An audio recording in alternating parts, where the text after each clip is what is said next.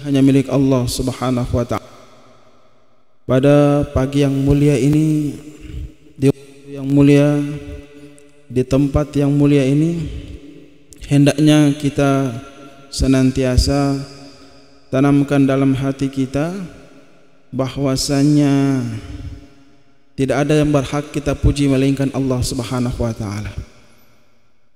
Tidak ada yang berhak kita ikuti dengan sebenar-benarnya melainkan yang mulia baginda Rasulullah sallallahu alaihi wasallam.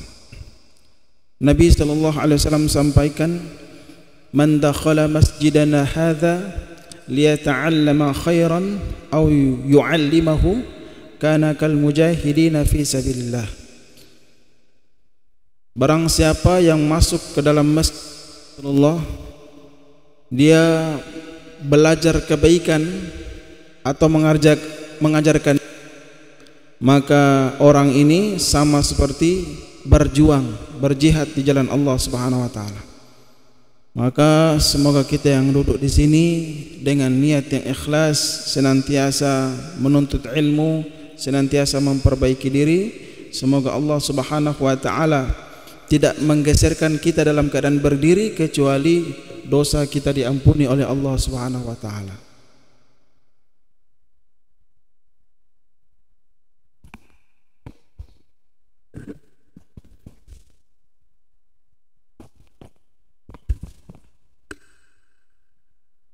Bismillah.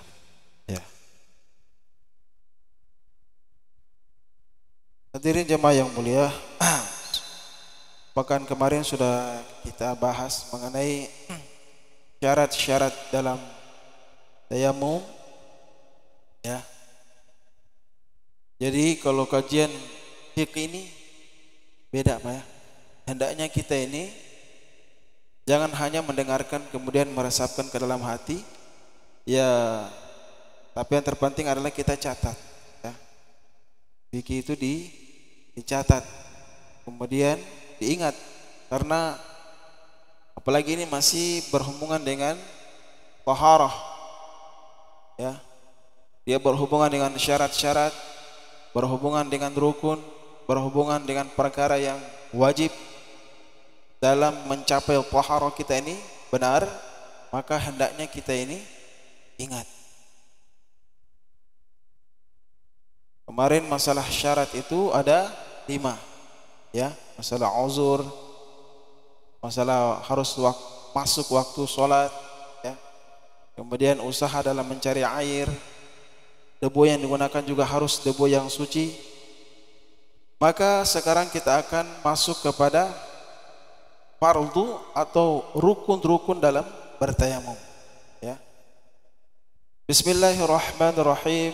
Qala al-musannif rahimahullahu ta'ala, wa fara'idhuhu arba'atu asya' ahaduha an-niyatu wa fi ba'di nusakhi matan arba'u khisalin an-niyatul fardhi wa inna wa al-mutayammimi al-fardh aw an-nafl istibahuha.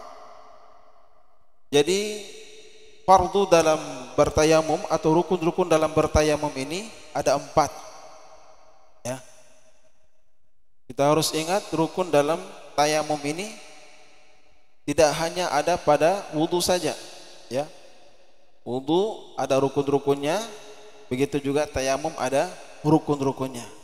Ada perkara yang wajib kita kerjakan ketika bertayamum.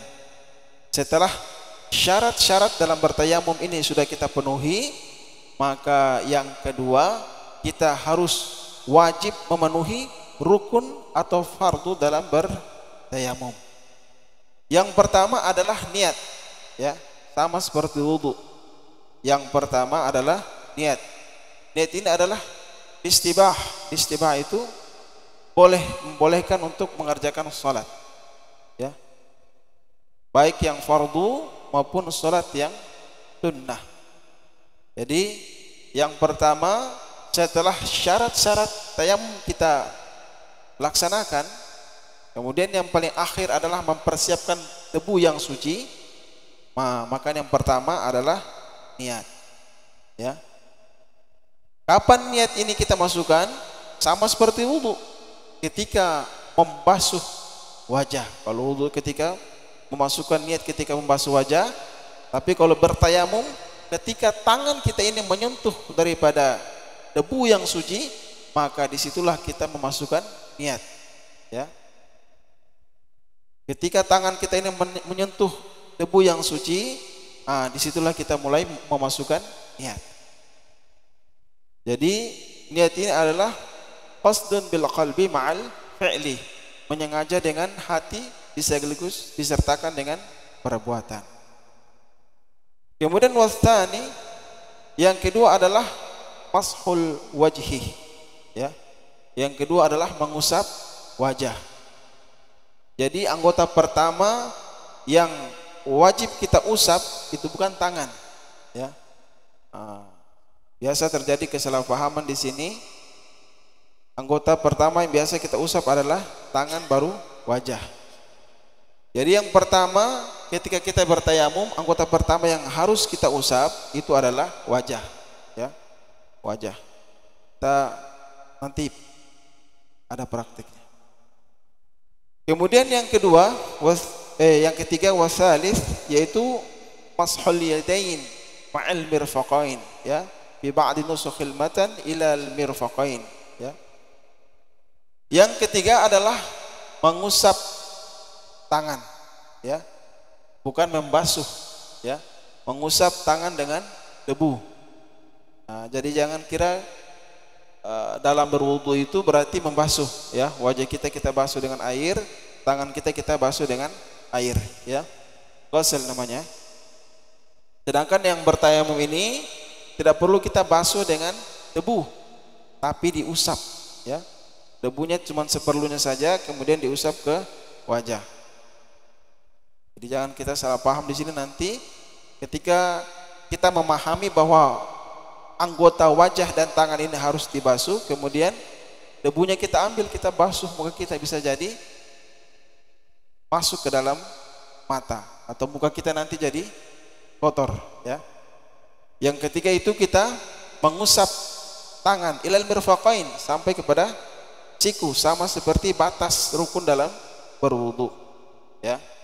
Kemudian warabi', ini singkat saja nih karena sedikit pembahasannya. Kemudian yang keempat adalah at-tertib, ya. Yang keempat itu adalah tertib.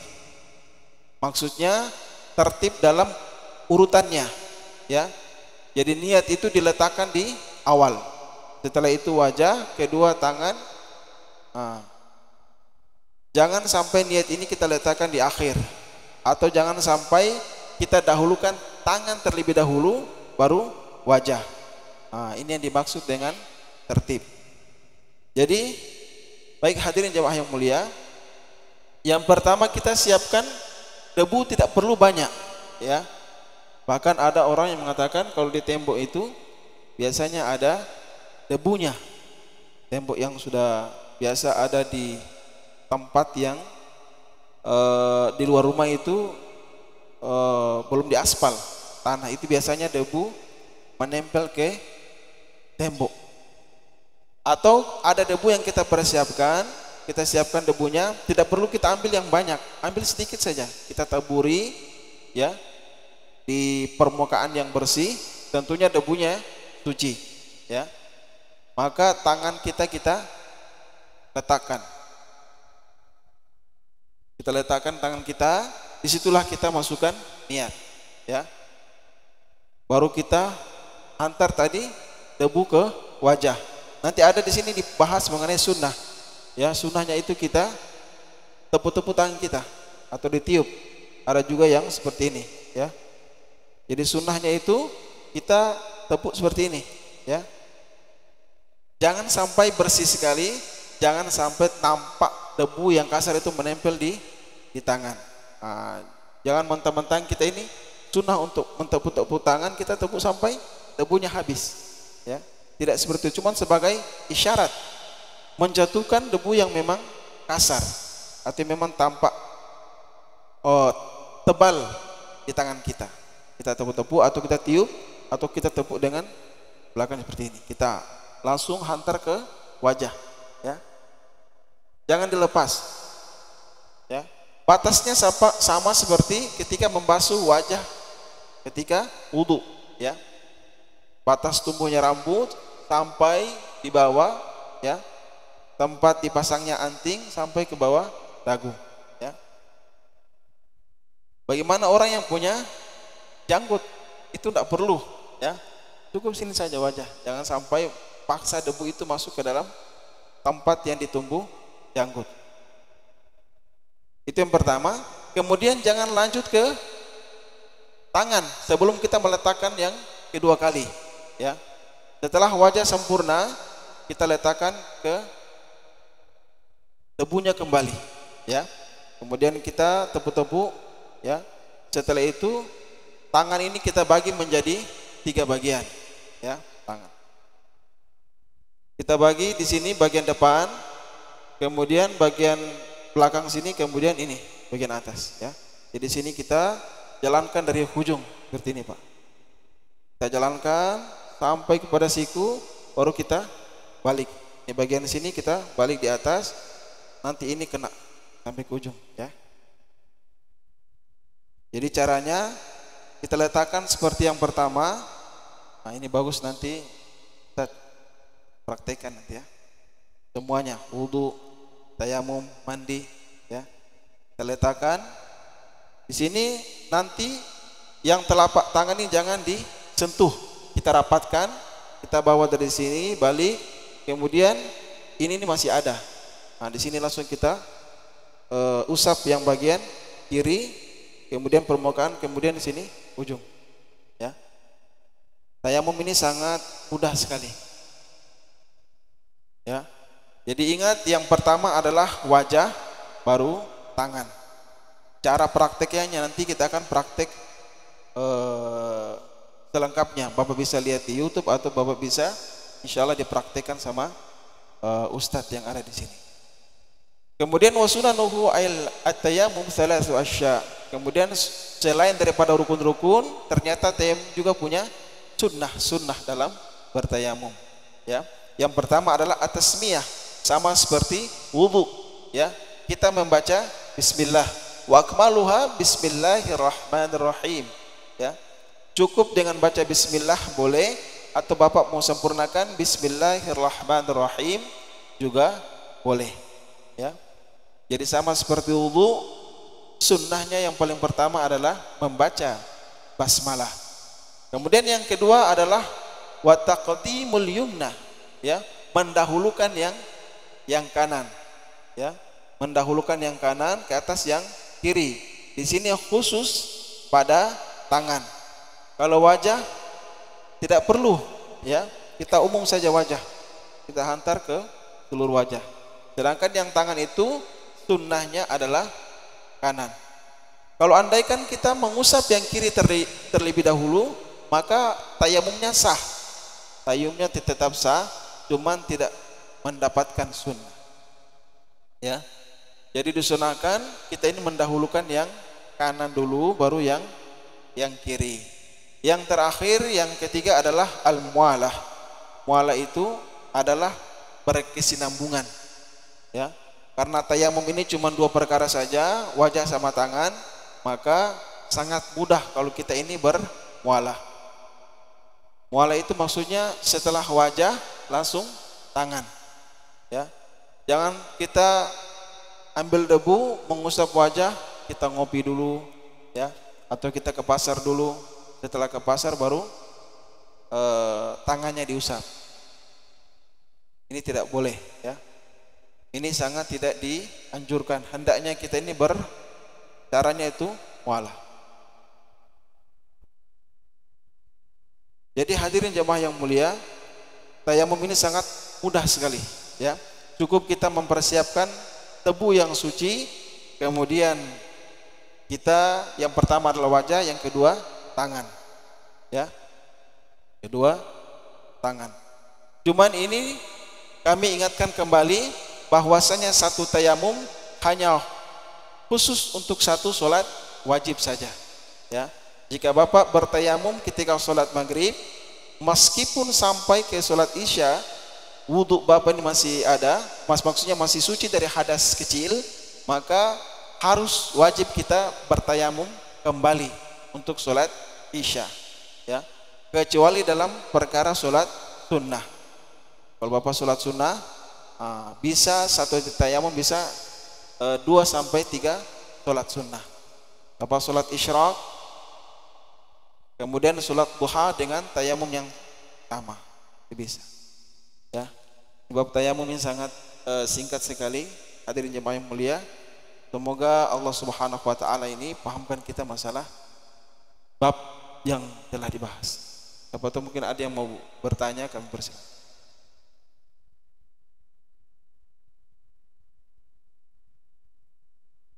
Coba. Jadi ada 4, ada wudu, mandi, tayamum, kemudian menghilangkan najis. Ini yang 3 kita sudah hatamkan. Ini yang terakhir, insyaallah kita akan bahas. Cukup Pak ya? Paham semua ya? Karena tidak ada yang bertanya nih. Ayo Pak. Waalaikumsalam warahmatullahi.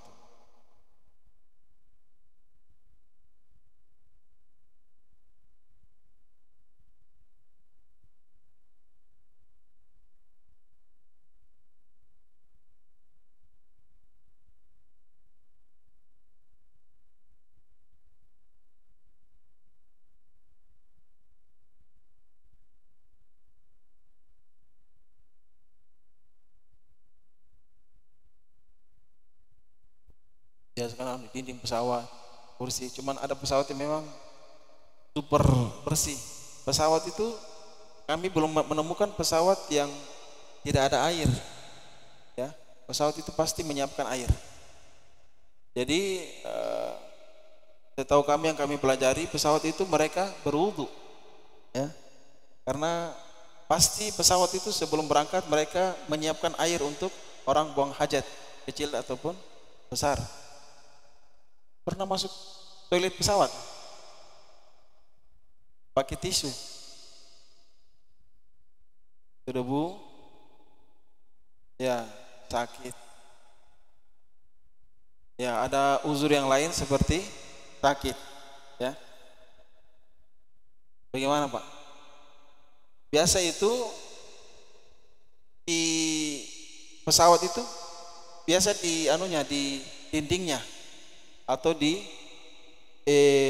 kursinya, karena debunya dia sifatnya halus sekali, ya. Karena saya pernah berwudu di tembok yang bersih waktu di pesantren itu. Saat itu sudah kita yakini saja pasti ada debu yang menempel di situ, ya. Karena tidak ada rukhsah atau keringanan yang lain bagi orang yang sakit atau orang yang uzur kecuali dia harus bertayamum, ya. Karena debu ini sudah alternatif yang paling terakhir. Maka ada jalan yang terakhir kata para ulama. Jalan yang terakhir adalah kita mengira-ngira di situ adalah tempat yang pasti debu akan menghinggap di situ. Jadi secara ainiyah tidak nampak, maka secara kita mengira-ngira bahwa pasti ada debu yang masuk ke situ, ya. Jadi kita ambil kias kepada tembok tadi, ya. Tembok tadi nampaknya bersih, namun kita yakini pasti ada debu di situ. Jadi kita harus pahami bahwa ada lagi uzur yang lain, meskipun pesawat itu menyediakan air, namun terkadang kita punya uzur ya tidak bisa menyentuh air. Maka kita mengira-ngira saja tempat yang mana pasti ada debu di situ. Karena meskipun dinding itu dipel, dicuci, pasti kalau kering ada saja debu yang menempel di situ. Makanya kami sampaikan orang-orang yang safar kemudian dia memahami uzurnya, hendaknya dia mempersiapkan debu di botol, ya. Jadi ketika dalam keadaan seperti ini maka dia mendapatkan kemudahan. Ada lagi Pak?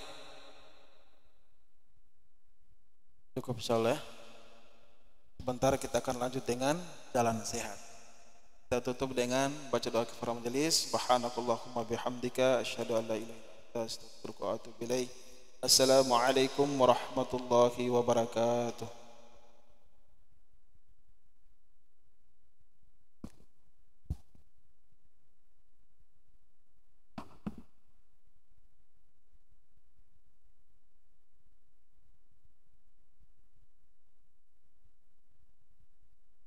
Bismillahirrahmanirrahim. Assalamualaikum warahmatullahi wabarakatuh.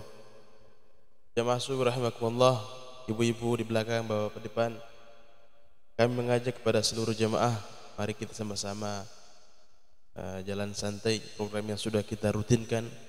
Semoga kita semua istiqomah bisa mengikuti, selain rohani kita sehat, jasmani kita juga sehat insyaallah. Mari Pak. Ada apa? Ada juga ikan bakar setelah finish nanti insyaallah. Demikian, assalamualaikum warahmatullahi wabarakatuh.